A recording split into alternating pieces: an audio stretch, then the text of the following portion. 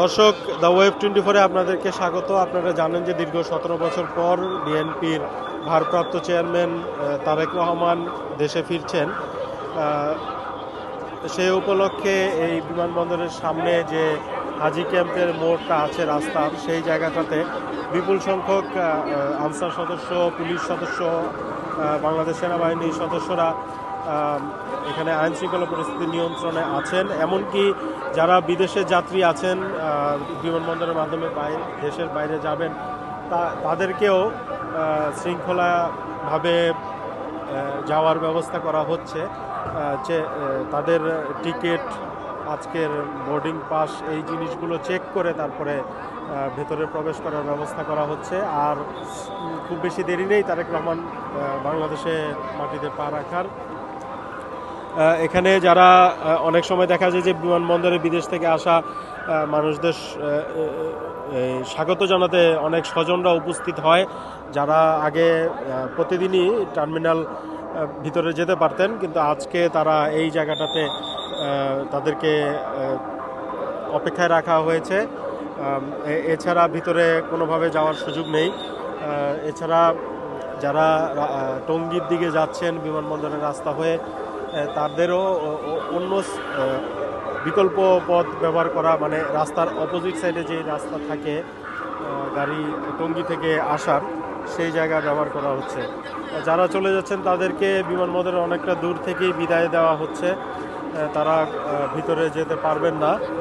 আর গাড়ি রাস্তায় চলাচলেও অনেক নিয়ন্ত্রণ আনা হয়েছে, গাড়ি নেই বললেই চলে। যাদের উত্তরা বা টঙ্গী সাইডে যাওয়ার ব্যবস্থা বলা আছে, তারা সেনাবাহিনীর কাছ থেকে সেই নতুন বিমানবন্দরের ওদিকে কুড়িল রাস্তার ওদিকে ব্যারিকেড দেওয়া আছে, সেখান থেকে অনুমতি নিয়ে তারপর এই পাশে আসছেন। এখানে একটু দেখাতে চাই যে রাস্তার ওই পাশটাতে এখানে মানুষজন দাঁড়িয়ে নেই, তবে কিছু দূর সামনে থেকেই রাস্তায় তারেক রহমানকে স্বাগত জানার জন্য প্রচুর রাস্তার এক পাশে লাইন ধরে প্রচুর মানুষ সেখানে দাঁড়ানো আছেন।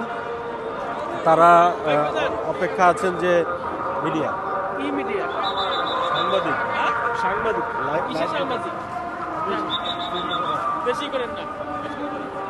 আপনারা দেখলেন যে সাংবাদিকদেরও যাওয়ার আটকে দেওয়া হচ্ছে সামনে না যাওয়ার ব্যাপারে।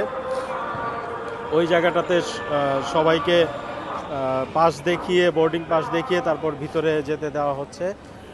যেটা বলছিলাম যে অনেক মানুষ দাঁড়ানো আছে রাস্তার অপোজিট পাশে। তারা তারেক রহমান আসলে তাকে স্বাগত জানাবেন। রাস্তায় সবার মাথাতেই একই কালারের ক্যাপ ছিল, সেটা এই মুহূর্তে দেখাতে পারছি না। এই জায়গাটাতে সবাইকে চেক করে তারপর যেতে দেওয়া হচ্ছে। স্বজনরা এখন আর তাদের সাথে ভিতরে যেতে পারছেন না, যারা শুধু যাত্রী তারাই যাচ্ছেন।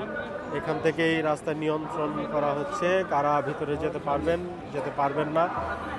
আর স্বাভাবিক যান চলাচল তো একেবারে নেই বললেই চলে। শুধুমাত্র বাস চলাচল একেবারেই নেই, একেবারেই বন্ধ। রাস্তার দুই পাশেই বাস চলাচল বন্ধ। বাসগুলোকে সম্ভবত মিরপুর দিয়ে আসা যাওয়ার ব্যাপারে বলা হয়েছে। এখানে একটু দেখাতে চাই, ঢাকা মেট্রোপলিটন পুলিশ লেখা যে পুলিশ ভ্যানটা দেখতে পাচ্ছেন, এর অপোজিট পাশে ওই রাস্তায় মানুষজন হেঁটে হেঁটে কেউ 300 ফিটের দিকে যাচ্ছেন, যেখানে মঞ্চ তৈরি করা হয়েছে, সেই জায়গায় যাচ্ছেন। এবং সেই জায়গাটাতেই অনেক মানুষ রাস্তায় দাঁড়ানো আছেন তারেক রহমানকে স্বাগত জানানোর জন্য। রাস্তার এই পাশটাতে, যেটা বিমানবন্দর থেকে উত্তরের দিকে যায়, সেই অংশ পুরোপুরি ব্লক, চলাচলের কোনো সুযোগ নেই। আপনারা দেখছেন যে এখন দেখতে পাচ্ছেন যে তারা মানুষজন দাঁড়িয়ে আছেন রাস্তার ওই পাশটাতে, যারা স্বাগত জানাতে চান। এবং অনেক মানুষ হেঁটে হেঁটে যাচ্ছেন 300 ফিটের দিকে, এবং সেখানেও আর্মি আনসার সদস্যরা রাস্তার মাঝে দাঁড়িয়ে মানুষের চলাচল নিয়ন্ত্রণ করছেন।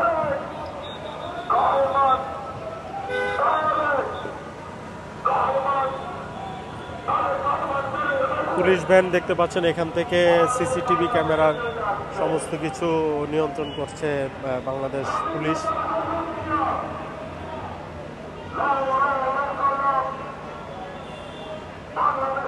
দর্শক, আপাতত এখন এইটুক পর্যন্তই। আপনারা সঙ্গে থাকবেন। আমরা তারেক রহমান দেশে ফেরার পর তার গাড়ি বহরে কিভাবে এখানে বিমানবন্দরে নামার পর যে তিনি এবার কেয়ারে তার মাতা বেগম খালেদা জিয়ার সঙ্গে দেখা করতে যাবেন, সেই সময়টা দেখানোর চেষ্টা করবেন।